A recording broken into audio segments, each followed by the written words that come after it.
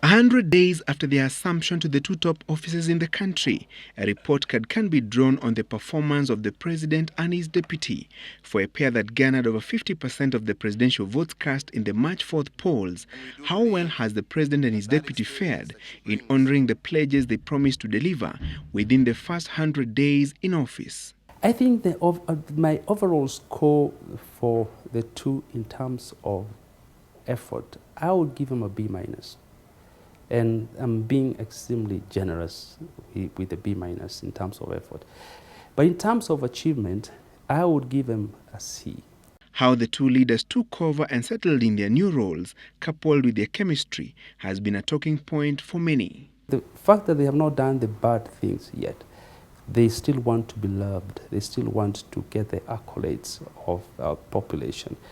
That in itself, I think, is bad politics. So in terms of coming in, I give them a B for effort, but I give them a C- for achievement. This manifesto. The Jubilee manifesto is anchored on three main pillars: uchumi, uwazi, and umoja. That is economic growth, openness, and unity. Adan Abdallah Mohammed. How the president and his deputy recruited and unveiled the cabinet team was to many a breath of fresh air, with many analysts hailing the choices as proven drivers of the economy from the corporate world. But Ngunyi has a different perspective.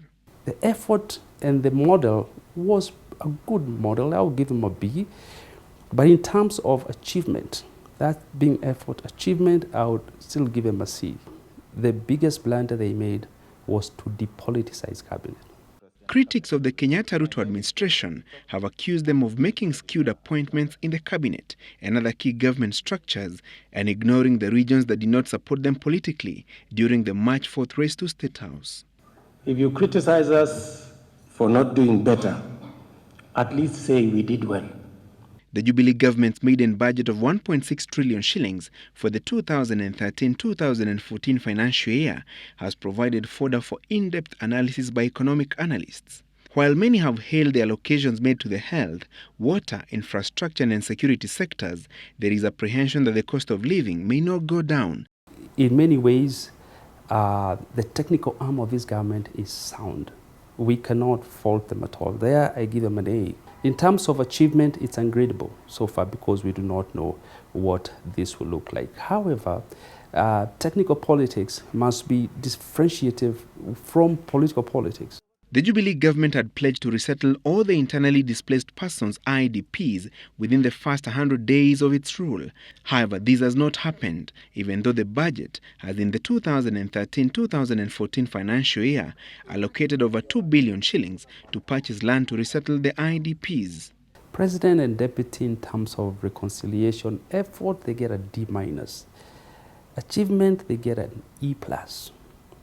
Largely because when IDPs are still a camp, they were supposed to have been settled 100 days later.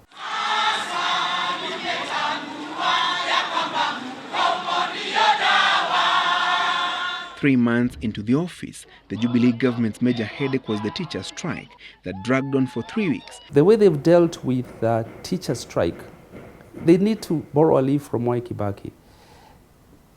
And the leaf is very simple, that silence and noise, even the devil himself. Implementation of the devolved system of governance is yet another critical aspect in the analysis of the Jubilee government's performance so far.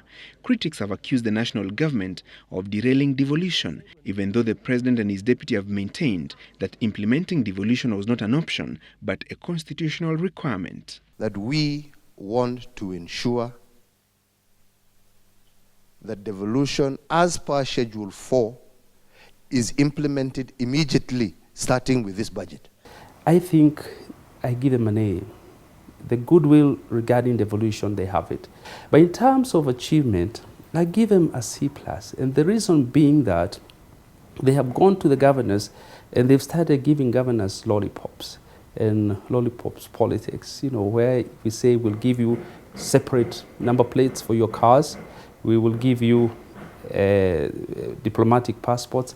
It's not what the governors want from them.